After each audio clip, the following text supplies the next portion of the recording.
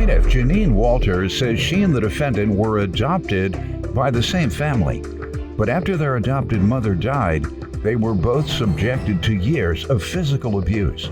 Janine claims once they were on their own, Janine took the defendant into her home. But she's suing because she claims the defendant wrecked her car. Defendant Alicia Walters says when she was 19, she was put out of her home. And that's when she moved to Indiana, where Janine was living. Alicia insists she was making payments to Janine for the car.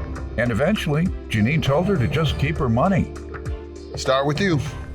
Just to give a background on me and my adopted sister, I grew up on the south side of Chicago. I was adopted because my birth parents, I didn't really know too much about them besides my birth mother was addicted to drugs, and I was in a hospital. And from there, my adopted mother raised me. What age? Far as I can remember, as a young girl. Meet your mother? Have I met her? Your birth mother? No, I never got a chance to meet her at all. But sadly, my adopted mom passed before the adoption was finalized. How old were you? Still a toddler or still a baby? Yeah, I was at that time preteen, 12, around that age. Which before she passed away, she made one of her family members promise to her on her deathbed to not give us back in the system. And at that time, Alicia came along. She was fairly young. I want to say a baby, a few months old. I helped change diapers, feed her, do her hair. Staying with who? I missed who you moved with then. I moved with our knowledge to this day is my stepfather, my adopted father. How was she related? You say she was living there too, right? Right, she's not blood related. I know, but you all have the same stepdad? Yes. Okay. You all lived in the same household? Yes. Yes, Your Honor. From there, I just helped, because it was 5 girls in a home and only 1 boy. My father, I had to help with. You were the oldest or something? Second oldest. Okay. I had to help with hair, stuff like that, food, just stuff like that. Mm-hmm. It got to the point in the household where it got physically and verbally abusive, which ultimately made me make the decision of having to move out at a very young age. I left when I was 17 after I had my first child. At that point, I went with my older sister who had moved out the year prior. We both went to Indiana. At that time, she obtained housing, and I moved in shortly with her. Before moving in shortly with her, I made a promise to my little sister at the time, which I believe she was preteen at that point. This sister? Yes. To always keep in contact with her. I will always come back and see her, which I did. It was just, I couldn't come back to my house, couldn't even step on the front porch. So I used to have to meet her down the street, give her clothes, hugs, we'd talk, food, just always try to keep our relationship. When she turned, I want to say 16, 17, we tried to get her to move to Indiana with us, but unfortunately she was still a minor. And when we did so, he did report her as a runaway, so we had to return her back to his home. And at that time, we told her, when you turn legal age, if you need to, we will come get you. And that's exactly what we did. Alicia was able to obtain housing. When we got her to Lafayette, Indiana, she obtained her first housing, and we moved in shortly again. Good. What happened to the stepdad? He's still alive. He's still around. I don't have too much of a relationship with him, but how about the other sisters? Nobody really has a relationship with him. At this point, everybody just cordial. When we do see each other, when we do have to be around. Sadly, my adopted mom passed before the adoption was finalized. Before she passed away, she made one of her family members promise to her on her deathbed to not give us back in the system. Plaintiff Janine Walters says she and the defendant were adopted by the same family. But after their adopted mother died, they were both subjected to years of physical abuse. Let me get some background from you. I grew up in the same home as her. She did leave before, I left. And I was 19 when my foster dad had put me out. So that's what made me come to Indiana and get on my feet and everything. Why he put you out? As I got older. Your foster dad or your stepdad? Foster dad. I don't look at him as stepdad's foster dad, so. What does that mean? Our adopted father. Yeah. Okay. So as I got older, I started speaking my mind. So by the time I turned 19, I graduated from Chicago Vocational Career Academy High School. And I came home and all my stuff was packed and, on the porch, and they came and got me. As I moved out to Indiana, she did stay with me at my first place.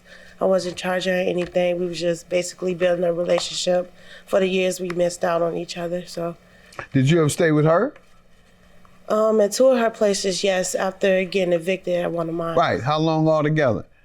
This was 2020. Mm-hmm. How long altogether has she stayed with you? The first time when she moved in with me and my boyfriend, it was approximately anywhere from like 6 months to 8. Okay. And what's the second time? The second time was like the same amount of length, if not a little How long she lived with you? She was just there. I never gave her the On and time off. limit. Say you lived with her. I thought you said I was at my she moved in with you. I thought you said she moved in. No, I moved in. It in. was the opposite. Yeah. You moved in with them, but she never moved in with you. She moved in my I moved first in place. with her. Hold on, man. Sorry. Go ahead. She My- moved in with? Yes, my first place. She did move in with me after I moved out there and got on my place. Like I said, I never gave her no time limit because, like I said, we was rebuilding. And how long did she stay? I was there for about a year and a half. All right. What else you want me to know? As far as the car accident, Yeah, I don't know about that yet, so I'm gonna allow her to give me some explanation on the lawsuit. She Start a little with bit confused when I did stay with her when she first came to Lafayette, Indiana, Your Honor. It was probably like no more than like 6 months, because shortly after that, I left and moved in with my boyfriend at the time. All right. Came back to Chicago. And after that, everything was still okay. It just, she was living a different lifestyle and a pace that I wasn't really interested. What does that mean? She was still young, so she wanted to, like, her friends be, her house. How old was she? Alicia was like under 20, so like, which nothing's wrong with that, but I was done with like having a bunch of people over partying and stuff like that, and I was telling her, Partying as in drinking, underage drinking at your house to get you locked up? no, this is it. Yeah, you did right. If she was over there under 21, It was technically drinking, it was you go her- to jail. It was her household, so I just left. Oh, okay. I said I didn't want no parts of that because Go ahead. she's in a low income, and you gotta get your feet wet. You gotta learn your own lessons. I can't keep showering Right. you. So I left. And tell me about the lawsuit here. What brings us today, which is an unfortunate thing, Your Honor. I haven't seen or talked to my little sister in over 2 years due to this car accident because approximately 2 years ago, Alicia called me in distress, saying that she was getting put out with her child's father with her current baby. Her child is autistic, and I immediately felt sorry for her. So I drove from my home where I was living at the time, Mathis, Illinois, to Lafayette, Indiana. Picked her and her child up the same day. When did so, her child and her came to my home. He didn't have the necessary needs that as an infant needed, because I guess she couldn't get everything. So at that time, I was, went out and bought the necessary things for her. Then I bought him some foods because stuff I had in my household, he didn't eat. So I had to make adjustments. At that point in time, I told her, take your time, get on your feet, but you will have to, get a job and start holding your own. At that point in time, Alicia, she did get her a job. My son, which at the time he was 15 going into 16, offered to help her with babysitting so she didn't have to pay for childcare for her child. Plaintiff Janine Walters says she and the defendant were adopted by the same family. But after their adopted mother died, they were both subjected to years of physical abuse. So tell me what went wrong. What went wrong is the night of November, day before Thanksgiving, I went to Lafayette, Indiana to see my sister to do Thanksgiving because we always celebrate holidays together. And doing so, I was in the kitchen prepping for Thanksgiving. Alicia at that time had asked me, can she borrow my vehicle? Where she was trying to go to, it was like walking distance. She didn't necessarily need to drive my vehicle. And at that point in time, So did you say no? I did initially. I kept saying no. My older sister was like, because she just kept going on about it. My older sister was like, if you let her drive your car already, because at the time I was already letting my sister her drive the vehicle when she was staying with me to and from work. So she was already using my vehicle. It just, I felt like that night, the gas station is right here. Correct. You can walk. But she wouldn't let up. So my older sister said, just let her drive the car. So I said, you know what? I'm cooking, prepping, go ahead. Just leave me alone. Drive the car and come right back. I would say— gas station is close, as she says. It was right. It is. Pardon me? But I wasn't familiar with that area Oh, because okay. at the time I wasn't talking to our sister like You that was either. concerned that if you walked. It was raining too, so it's like Oh, I okay. didn't want to walk Go in ahead. the rain. She said it was raining. So. Right, that's the issue. It was raining. Yeah, well, She then knew. you shouldn't have expected. It was drizzling, sir. I had just— Same thing, drizzling. You don't know when it's gonna pour. You wanted to walk But into Your the Honor— drizzle and pray to God and keep looking up. Please don't pour. Please don't pour. Just keep drizzling. Because my sister said all it's doing is drizzling out here and it ain't gonna never pour. Go ahead, ma'am. No, Your Honor. No, Your Honor. So go ahead. No, Your Honor. What happened was I had just walked my sister American Pit Bully, and it was literally like— Let's get drizzling. to what happened to you. So, anyways, I gave in. I allowed her to drive the vehicle around the corner. Well, while I'm in the kitchen prepping, I noticed 15, 20 minutes go by. And Now, let me stop you right there so for future references. Okay. When they say, well, it's drizzling outside, then say, wait till it stops. Sure. And then you can walk. You're right, Your Honor. All right. You're Go right. ahead, though. I'm gonna use that one. There you go. It's raining. We'll wait till it stops. You didn't get in my car. That's a good one, though. So at that point in time, my older sister was like, where's Alicia? So I was like, okay, let me call. I called her. She immediately— now, Your Honor, just to give you a little background, she played a prank on me before, saying, oh, somebody damaged her car before, but it was a prank, right? So when I called her and she asked, she's hysterical, crying, but she was like, somebody hit your car. So my first thought was, I said, you joking, right? This is a prank, right? Tell me you're pranking me, right? So she was like, no, I literally was in my ex-boyfriend boxer shorts and I threw on some rain boots and a big t-shirt, and I literally went to the gas station. She had my car in park. It was not in the position where initially how it got hit. When I reviewed the cameras, the gas station cameras, I could see she went out too far into the street. So when oncoming traffic came, they just knocked the whole front end of my car. You tell me what happened. When I got in the car, I did pull out, but I didn't think that I was far out. So when I got hit, they instantly kept going towards the green light and just kept going.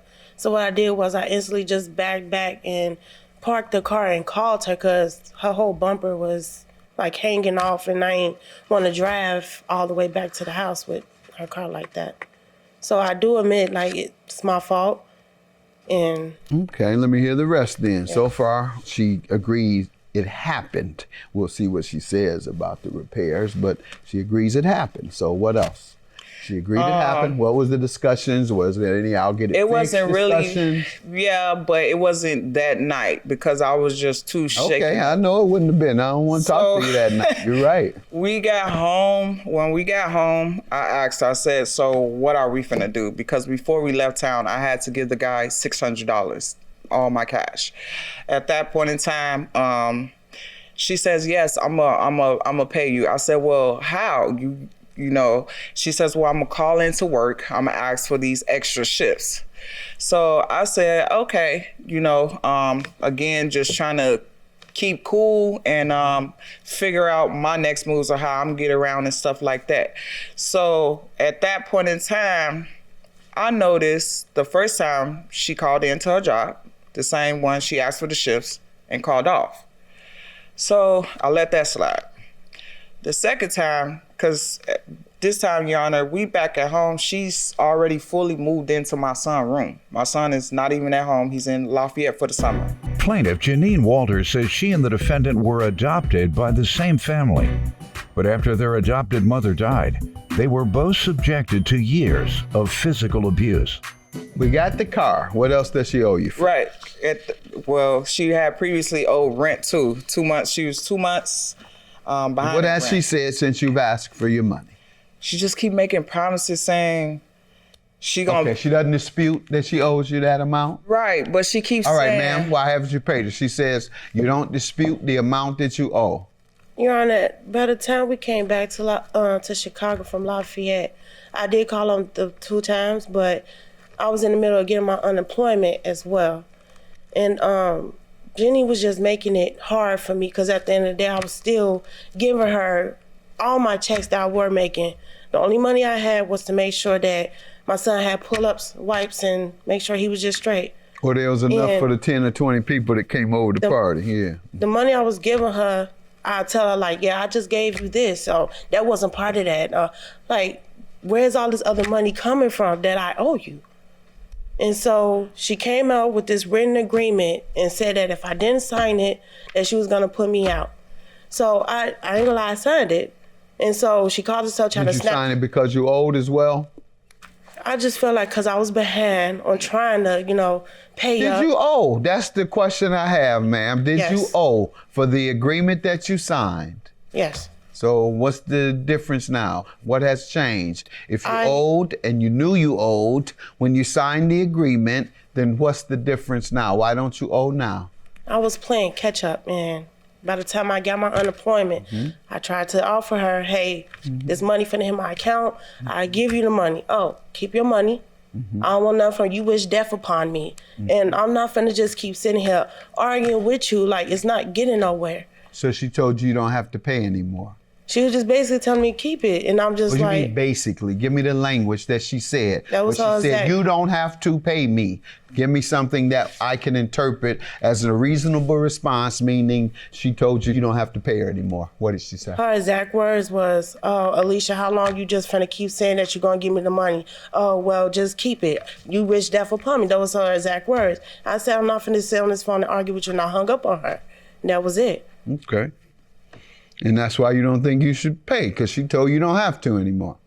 I had 2 deaths in the family, and I was No, in we're and talking out. about that discussion because that's what you seem to be using as your defense. You're just throwing in the 2 deaths. I hate to hear that happen, but yeah, that has no relevance to what we're talking about now. So do you admit that Yes. you owe this amount or not? I do. All right, $3,100 is your judgment. She Thank admitted you, Your that she Honor. owes. Have a good day.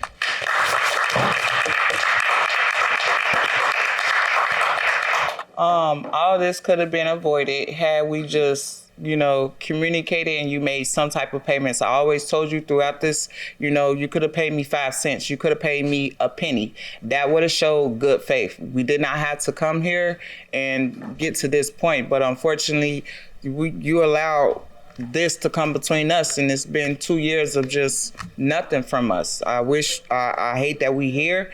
I miss our relationship. I wish we can do counseling, but that's just where I'm at.